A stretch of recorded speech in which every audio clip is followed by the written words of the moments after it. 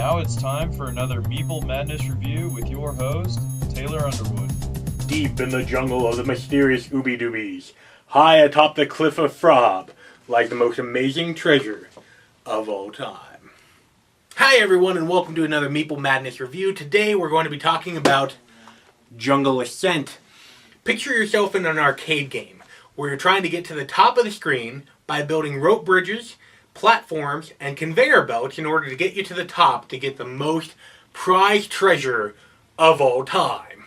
However, as you're trying to get up there, balls of death are swinging left and right. You have a fire under you that's slowly coming up and destroying everything in its path. And then you have a log rolling down on top of you, forcing you to the bottom. All of this can be found in Jungle Ascent that plays 2 to 4 players and takes about half an hour to play. So let's open up the box and take a look at what's inside Jungle Ascent. Of course, like any game, you have a rule book. This rule book is actually kind of nice. It has plenty of illustration. The words are quite large, so it doesn't take very long to go through, and it's actually quite helpful.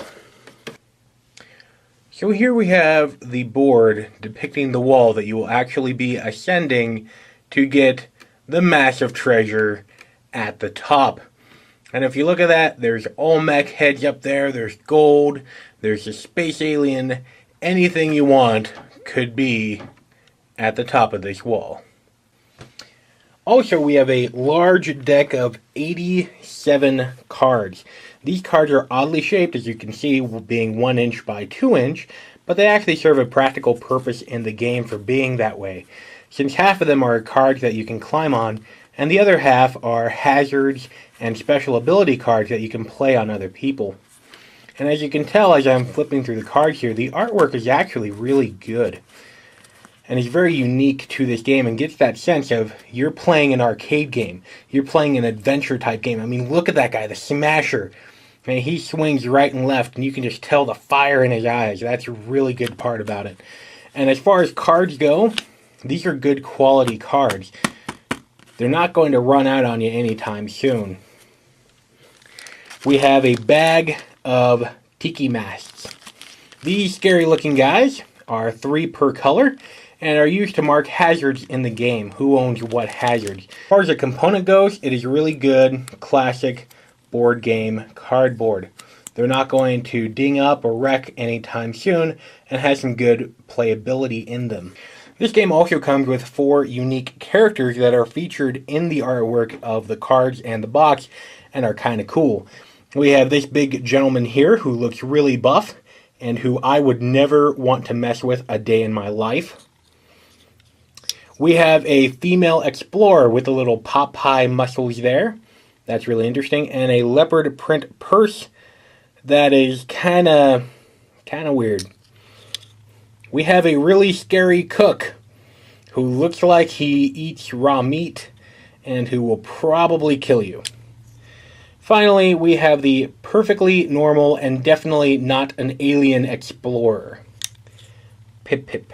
This game comes with 4 plastic stands that you can easily put the characters in to move them around the board. So really that's it. There's not a lot of components here, which is kind of nice.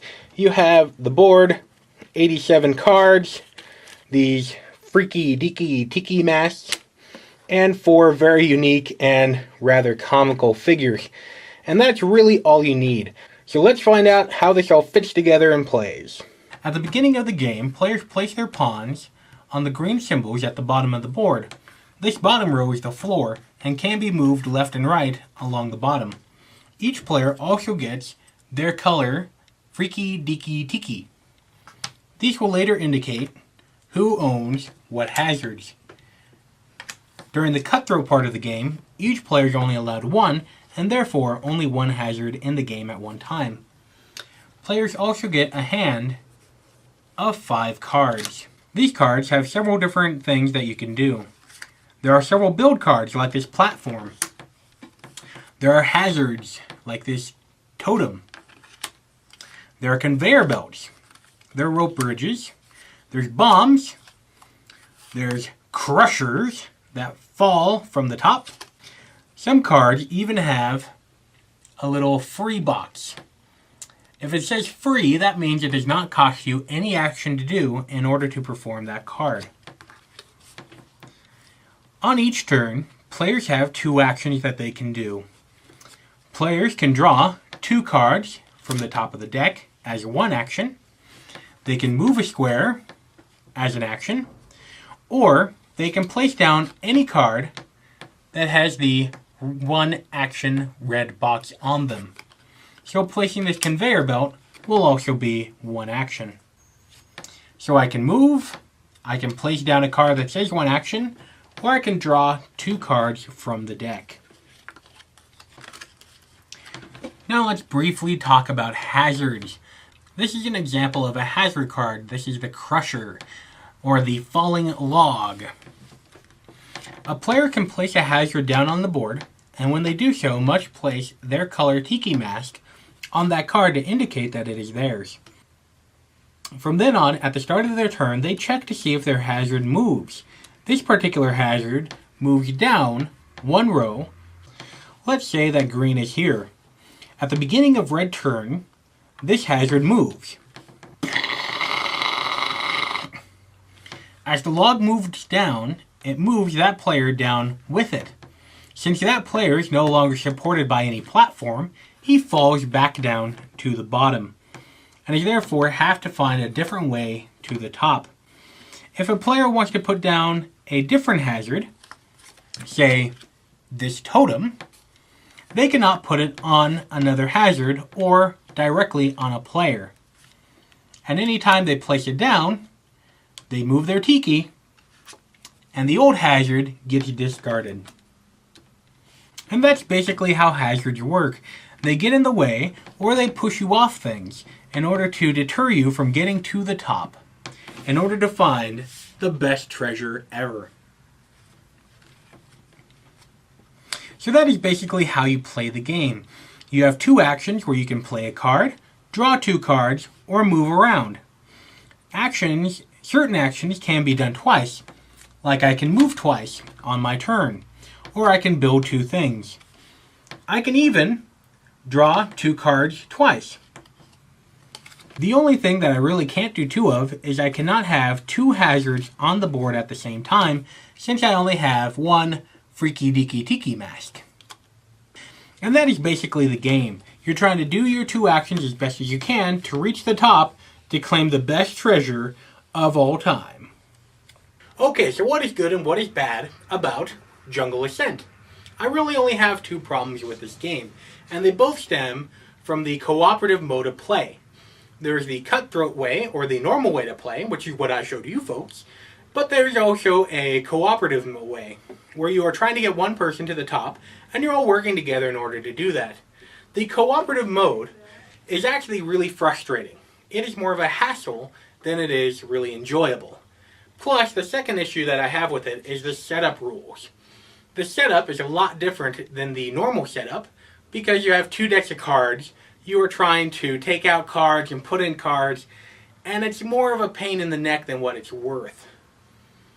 There are, however, some really good things about Jungle Ascent, mainly for the fact that it's fun. It's enjoyable. I like playing this game. It really is a fun game, even for me, who has played dozens of games and considers myself a professional gamer. Plus, it is also a good startup game, or as I like to call, a starter drug. This is a game that can help get people into board games. The only thing that really knocks down the game, overall, is the cooperative mode, like I said before. It's just not that fun. But the cutthroat mode is really fun, and is really enjoyable and easy to pick up. So overall, I would have to rate Jungle Ascent 4 out of 5 meeples. It's a solid game, especially for people who are just getting into games, and it's a great filler game for those of us that are already into board games. The next time you want to go on an adventure to claim the best prize ever, climb up the walls, dodging balls of fury and logs of death, perhaps you should go out and get Jungle Ascent. Thank you for watching another Meeple Madness review. I'm Taylor Underwood, and feel free to like, to share, and to comment as much as you want. And until next time, I will see you at the game table.